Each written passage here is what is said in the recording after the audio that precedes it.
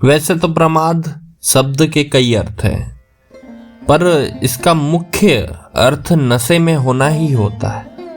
अब लोग कहेंगे कि मैं तो कोई नशा नहीं करता हूं, फिर मुझे प्रमादी क्यों कहा गया? इसमें आपके भौतिक जगत के नशे की बात नहीं की जा रही है। ये तो नशे हैं माया के। अब इसमें माया को भी दोषी नहीं ठहरा सकते, क्योंकि वो तो ईश्वर के स्वरूप ही है। दोषी तो आप हो, आपका शरीर है, आपकी बुद्धि है, जिसने जरा सा कहीं पे स्वयं के लिए आराम पाया या फिर क्षणिक भर का सुख पाया तो तुरंत मार्ग से भटक गए।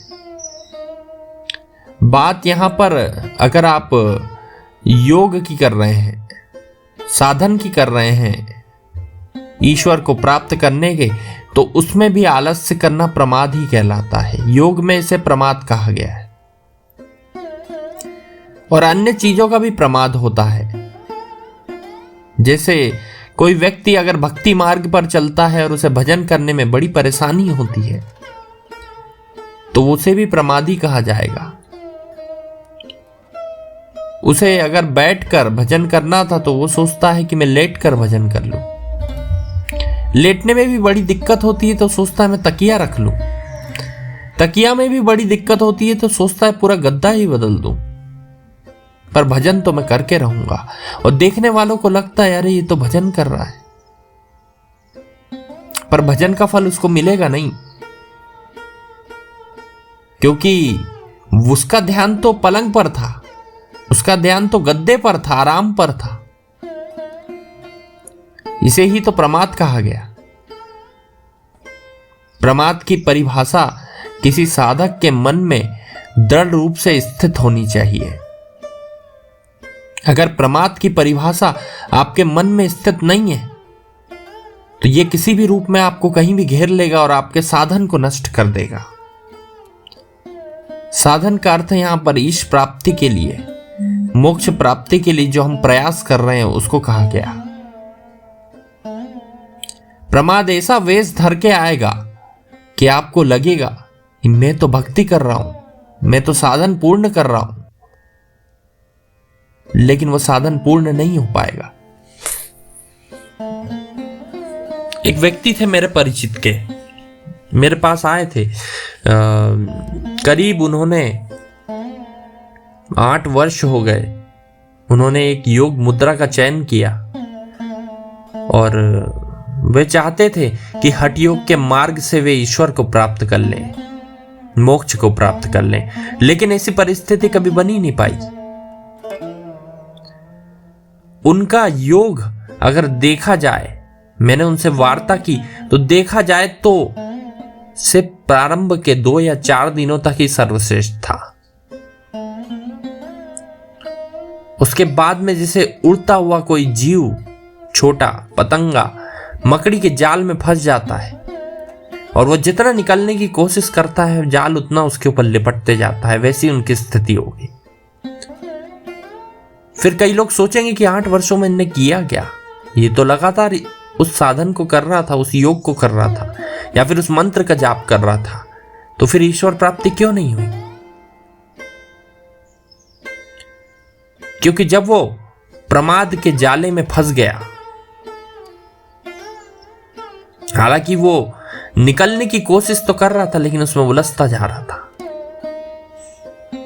उनसे विस्तृत में बात करी तो पता चला कि पहले के 2-4 दिन उन्होंने तो दृढ़ संकल्प लेके वो योग मुद्रा को वैसे ही किया जैसे शास्त्रों में वर्णित थी, जैसे उनके गुरु ने बताई थी। लेकिन 2 से 4 दिन बाद, जैसे मैं एक आध आपको बताता हूं कि वे चटाई पर बैठकर उस साधन को कर रहे थे, उस योग मुद्रा को कर रहे थे। तीसरे या चौथे दिन उनको लगने लगा कि अरे ये तो नीचे से गड़ता है, मुझे आहत हो रहा है। तो उन्होंने उठाकर उसकी जगह एक कंबल डाल लिया। 2 दिन करने के बाद में उनको लगा कि कंबल उचित नहीं है, तो गद्दा ले आता हूं। वो गद्दा ले आए। 3-4 दिन बीते होंगे कि उन्होंने सोचा कि गद्दे की जगह अगर फोम का गद्दा होता तो कितना अच्छा होता। फोम के गद्दे में भी उन्होंने क्वालिटियां ढूंढ ली। फिर कभी खिड़की खुली रहने से दिक्कत, तो कभी बाहर के शोर से दिक्कत, चिड़िया का चहचहाने से दिक्कत, तो कभी कबूतर के फड़फड़ाने से दिक्कत। ऐसे बदलते बदलते उनका पूरा कमरा बदल गया, लेकिन वे अंदर से नहीं बदल पाए। हाँ, लेकिन उन्होंने वो जो मंत्र उनके गुरु से मिला था उसका जाप करते रहे और अपना योग मुद्रा भी करते रहे, लेकिन उनके ध्यान का प्रवाह तो गद्दे, तकिया और आराम की चीजों की ओर था, प्रमाद की ओर था। यहां पर प्रमाद ने उनको ऐसा फंसाया कि 8 साल तक वह फड़फड़ाते रहे लेकिन उड़ नहीं पाए। ईश्वर सामने थे और वो जा नहीं पाए। इसी प्रकार से शास्त्रों में यह भी वर्णित है कि अप्रमादी व्यक्ति जो संघर्षशील होता है लगातार, जिसकी योग में निष्ठा होती है, वे कम समय में ही मोक्ष को प्राप्त कर जाते हैं, इस भवधारा से तर जाते हैं। अप्रमादी व्यक्ति जिस चीज को ठान लेता है उस चीज को कर लेता है, पर मगर प्रमादी व्यक्ति उस चीज को करता है लेकिन उसे फल नहीं मिल पाता, क्योंकि उसका ध्यान का प्रवाह तो और कहीं होता है। जहां ध्यान जाता है वहां ऊर्जा बहती है। यहीं पे एक मूलभूत बड़ा सा अंतर आ जाता है। प्रमादी व्यक्ति वही चीज करता है और अप्रमादी व्यक्ति भी वही चीज करता है, तो प्रमादी व्यक्ति की ऊर्जाएं अलग अलग दिशा में बह रही होती है, जबकि अप्रमादी व्यक्ति साधन करते समय अपनी ऊर्जा को, अपनी चेतना को ईश्वर की ओर बहाता है। अप्रमादी व्यक्ति का एक ही लक्ष्य होता है कि मुझे मोक्ष प्राप्त करना है, ईश्वर प्राप्त करना है। और इसी कड़ी में अप्रमादी व्यक्तियां सिद्धियों को भी पाता जाता है, और प्रमादी व्यक्ति सिद्धियों को नहीं पाता। वो पाता है तो सोफा, गद्दा और आसपास की आराम की चीजें। इसलिए आपको भी जब भी कोई योग साधन करे, भजन करे, कीर्तन करे, तो बड़ी सावधानी रखें। प्रमाद आपको कहीं से भी घेर सकता है। जहां ऐसा लगता है कि सुविधा होनी चाहिए, उसे मैं प्रमाद नहीं कह रहा हूं। यहां पर कई लोग बोलेंगे कि आप सुविधा को ही प्रमाद कह दे के जंगल में जाके बैठ जाए। हम सुविधा करना बुरी बात नहीं है। अगर आपके साधन में कोई चीज सहायक है तो उसे जरूर करें, लेकिन उसकी अतिशयोक्ति करना, उसमें लगातार अपने आराम के साधन खोजना। आराम ही करना है तो सो जाओ ना बिस्तर पे, फिर उस साधन की आड़ में आराम नहीं खोजना है। जैसे मैं आपको बताता हूं, अगर आपके लिए पंखा उचित है, पंखे से आपका कार्य हो रहा है, तो आप पंखे को लगाइए, ये हो गया सुविधा करना। लेकिन अगर उसमें आपको अगर कूलर चाहिए और उसके बाद में फिर एसी चाहिए, उसके बाद में एक और चीज चाहिए, कोई ऐसी जो आपको ठंडा कर सके, तो फिर इसे प्रमाद कहा जाएगा। ये परिभाषा आपके मस्तिष्क में स्पष्ट होनी चाहिए, इसलिए मैं आपको बार बार समझा रहा हूं।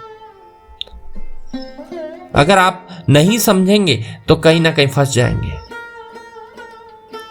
और मैं इस बात का दावा करता हूं कि आप अगर जाकर देखें, जो व्यक्ति अपने आप को साधक कहते हैं, लंबे समय से साधना कर रहे हैं, लेकिन ईश्वर का लेश मात्र अंश भी उनके चेहरे पर नहीं झलकता, तो उनसे उनकी पूरी प्रोसेस पूछिएगा, उनकी गतिविधि पूछिएगा, आपको समझ में आएगा कि वह प्रमाद में उलझ गए। अगर किसी व्यक्ति को इतना ठंडा मौसम ही चाहिए तो हिमालय पर जाकर क्यों नहीं बैठ जाता? वहां पर फिर उसे दूसरी चीजें चाहिए होगी।